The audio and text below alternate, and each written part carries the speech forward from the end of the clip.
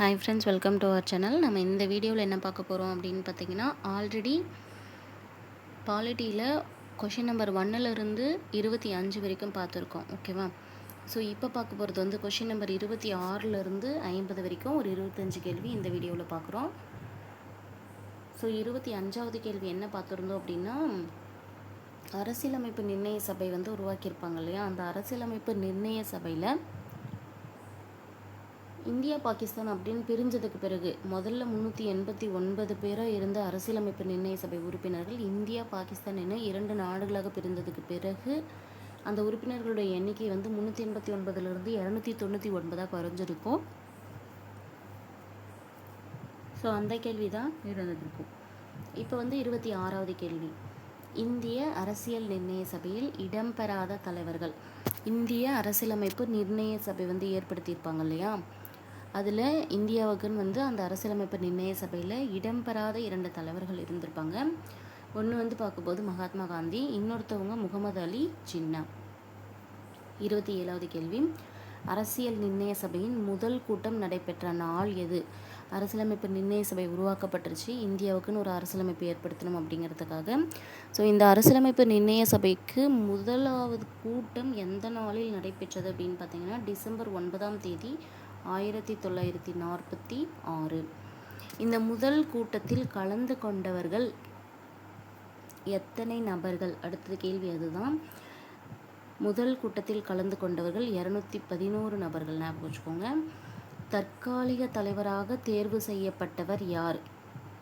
ஓகேவா? தற்காலிக தலைவராக தேர்வு செய்யப்பட்டவர் யார் அப்படின்னு பார்த்தீங்கன்னா, இந்த முதல் கூட்டத்தில் சச்சிதானந்த சின்ஹா அவர்கள் முதல் தலைவராக தேர்வு செய்யப்பட்டவர் சச்சிதானந்த சின்ஹா.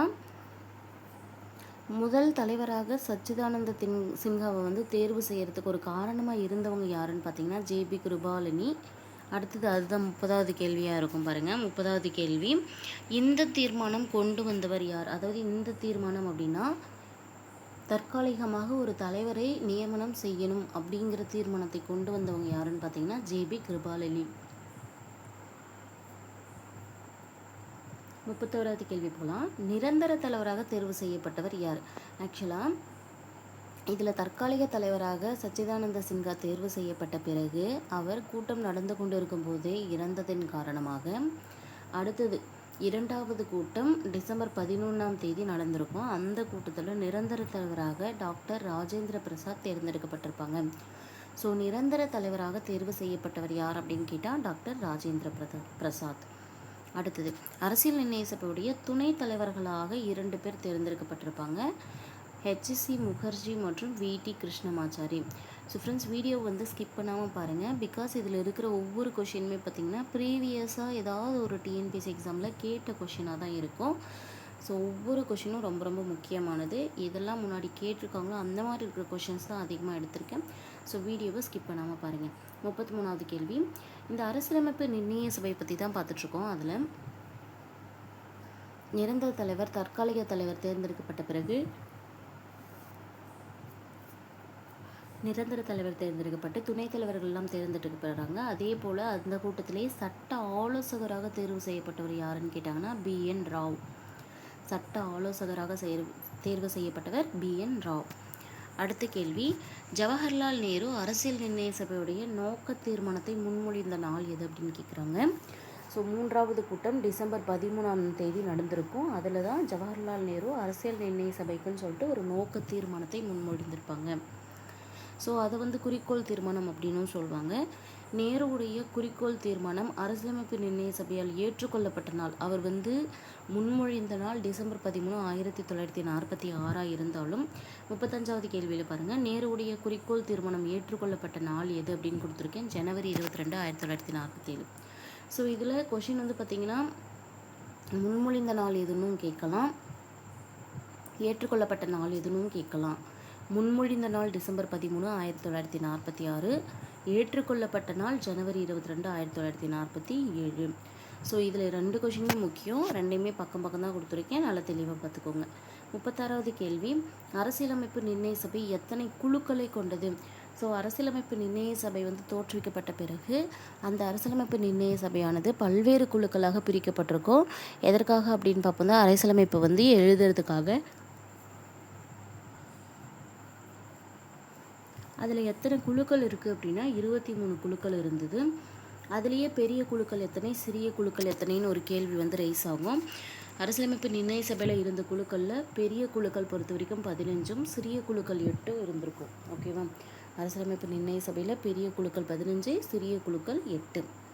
அடுத்து 38வது கேள்வி, அரசியலமைப்பு வரைவு குழுவின் தலைவர். அரசியலமைப்பு வந்து வரைவு எழுதணும் இல்லையா, அந்த வரைவுக்கு அப்படின்னு சொல்லிட்டு ஒரு குழு வச்சுருந்துருப்பாங்க. அந்த அரசியலமைப்பு வரைவு குழுவின் தலைவராக இருந்தவர் ரொம்ப முக்கியமான கேள்வி, டாக்டர் BR அம்பேத்கர் அவர்கள்.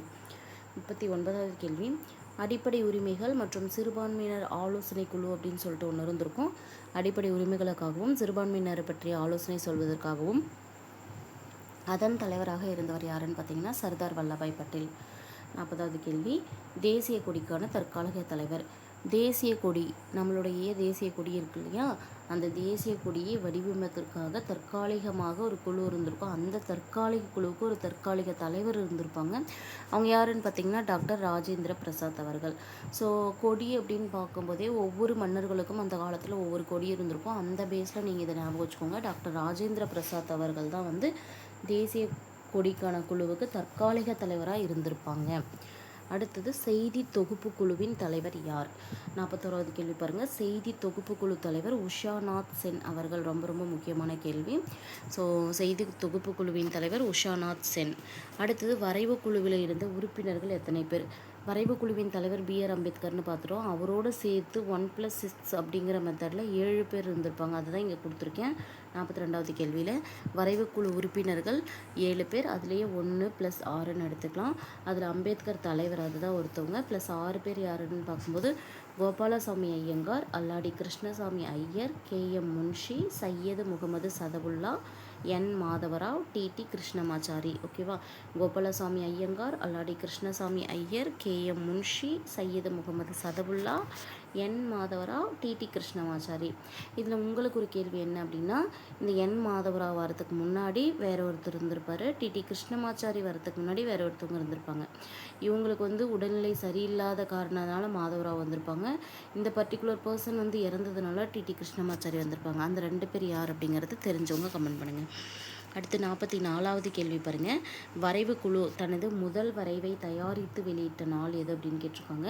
ஸோ டிராஃப்டிங் கமிட்டி வச்சு இருந்திருக்கு இல்லையா, அந்த டிராஃப்டிங் கமிட்டி வரைவை வந்து எழுதிட்டாங்க. எழுதி முதல் வரைவை தயாரித்து வெளியிட்ட நாள் கேட்குறாங்க. 21/2/1948. 21/2/1948. அதே போல் இரண்டாவது வரைவை வெளியிட்டது கேட்பாங்க. மந்தோட கொடுத்துருக்காங்க, அக்டோபர் 1948. மூன்றாவது மற்றும் இறுதி வரைவாக 4/11/1948 வெளியிட்டிருந்திருப்பாங்க. மூன்றாவது வரைவு 4/11/1948. இந்த 3 கேள்வி தான் பார்த்திங்கன்னா 44, 45, 46 தொடர்ந்து கொடுத்துருக்கேன். ஸோ 44வது கேள்வியில் வரைவுக்குழு தன்னுடைய ஃபஸ்ட்டு வரைவை வெளியிட்டது வந்து 21/2/1948. இரண்டாவது வரைவு 45வது கேள்வியில் கொடுத்துருக்கேன், அக்டோபர் 1948. மூன்றாம் மற்றும் இறுதி வரைவு வெளியிடப்பட்டது 4/11/1948. அடுத்தது, அரசியலமைப்பு ஏற்றுக்கொள்ளப்பட்ட நாள் எது அப்படின்றதும், அரசியலமைப்பு தினம் அல்லது சட்ட தினம் எது அப்படிங்கிறதும், அதே போல் அரசியலமைப்பு ஏற்று கையொப்பம் விட்டவர்கள் யார் அப்படிங்கிறதையும் ஆல்ரெடி கொஷின்ஸில் கேட்டிருக்காங்க. ஸோ இதில் இருக்கிற எல்லா கொஷின்ஸுமே ஆல்ரெடி ஏதாவது ஒரு கொஷின் பற்றியில் கேட்ட கொஷினாக தான் இருக்கும். ஸோ பாருங்கள், அரசியலமைப்பு ஏற்றுக்கொள்ளப்பட்ட நாள் அப்படிங்கிறது வந்து நவம்பர் 26. இந்த ஏற்றுக்கொள்ளப்பட்ட நாள் தான் அரசியலமைப்பு தினமாக அல்லது தேசிய சட்ட தினமாக அனுசரிக்கப்படுகிறது. ஸோ கேட்கும்போது இப்படி கேட்டாலும் நமக்கு நவம்பர் 26 தான். அரசியலமைப்பு ஏற்றுக்கொள்ளப்பட்ட நாள் அப்படின்னு கேட்டாலும் நவம்பர் 26. அரசியலமைப்பு தினம் அல்லது தேசிய சட்ட தினமானது என்றைக்கு அப்படின்னு கேட்டாலும் நவம்பர் 26. அடுத்து 49வது கேள்வியில் பாருங்கள். இந்த அரசியலமைப்பு சட்டம் இயற்றப்பட்ட பிறகு அதை ஏற்றுக்கொள்வதற்காக எத்தனை பேர் கையெழுத்திட்டாங்க அப்படிங்கிற ஒரு கொஷின் அடிக்கடி கேட்பாங்க. 284 பேர். ஓகேவா? அடுத்தது, எடுத்துக்கொண்ட காலம். இந்த அரசியலமைப்பு எழுதி முடிப்பதற்காக எடுத்துக்கொள்ளப்பட்ட காலம் அப்படிங்கிறது 2 ஆண்டுகள் 11 மாதங்கள் 18 நாட்கள் அப்படின்னு இருக்கும். சிலதில் 17 நாட்கள் இருக்கும். கொடுக்குற ஆப்ஷனை பேஸ் பண்ணி நீங்கள் எடுத்துக்கோங்க. 2 ஆண்டுகள் 11 மாதம் 18 நாட்கள். இதில் கிட்டத்தட்ட 3 ஆண்டுகள் அப்படிங்கிற மாதிரி 12th ஸ்டாண்டர்ட் ஃபஸ்ட் லெசனில் புக் பேக்கில் ஒரு கொஷினில் கொடுத்துருப்பாங்க. அதையும் நோட் பண்ணி வச்சுக்கோங்க. ஸோ இந்த வீடியோ உங்களுக்கு யூஸ்ஃபுல்லாக இருந்தால் ஃப்ரெண்ட்ஸ்க்கு ஷேர் பண்ணுங்கள். நம்ம சேனலை இப்போ தான் ஃபஸ்ட் டைம் பார்க்குறீங்க அப்படின்னா சேனலை சப்ஸ்கிரைப் பண்ணி பக்கத்தில் இருக்கிற பெல் ஐக்கனை கிளிக் பண்ணி ஆல்னு செட் பண்ணி வச்சுக்கோங்க. அப்போ தான் நம்ம போடுற வீடியோஸ் வந்து நோட்டிஃபிகேஷன் ஆகும். நெக்ஸ்ட் வீடியோவில் அடுத்த ஒரு 25 ஆர் 30 கொஷின்ஸோட பார்க்கலாம். தேங்க்யூ.